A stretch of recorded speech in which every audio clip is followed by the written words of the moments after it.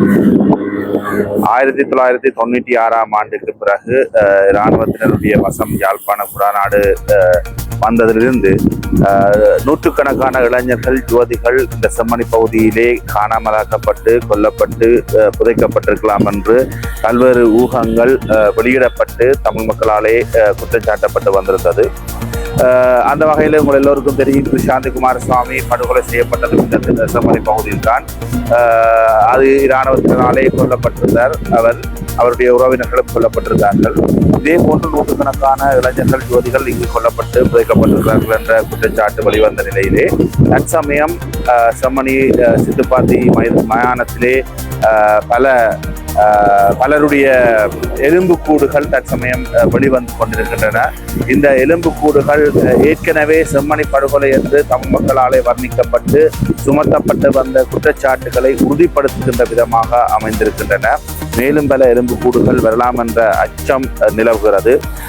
இந்த நிலையிலே இந்த எலும்புக்கூடுகள் எவ்வாறு வந்தது, யாருடையது, இதற்கு பொறுப்பானவர்கள் யார் என்று அவர்களை கண்டறிய வேண்டும். அவர்களுக்கு இதில் கொல்லப்பட்டவர்கள் புதைக்கப்பட்டவர்களுக்கு நீதி கிடைக்க வேண்டும் என்று கோரி எதிர்வரும் 23, 24, 25ஆம் தேதிகளிலே இந்த பகுதியிலே அணையா விளக்கு போராட்டம் நடத்தப்பட இருக்கின்றது. இதே கட்சி மீதமின்றி அனைத்து தமிழ் மக்களும் அனைத்து சிவில் சமூக அமைப்புகளும் இந்த போராட்டத்திலே பங்கு பெற்ற வேண்டும். இதனூடாக ஒரு பாரிய கவன ஈர்ப்பை நாங்கள் வெளிப்படுத்த வேண்டும். சர்வதேசத்தினுடைய கண்களுக்கு, சர்வதேசத்தினுடைய காதுகளுக்கு இந்த அநீதி தொடர்பான குரல் சென்றடைய வேண்டும். சர்வதேச சமூகம் திரும்பி பார்த்து இந்த செம்மணி படுகொலையிலே சம்பந்தப்பட்டவர்கள் தண்டிக்கப்படுகின்ற அளவுக்கு நீதி விசாரணை பொறுமுறை ஒன்றை சுயாதீனமாக நடத்துவதற்கு உதவி செய்ய வேண்டும்.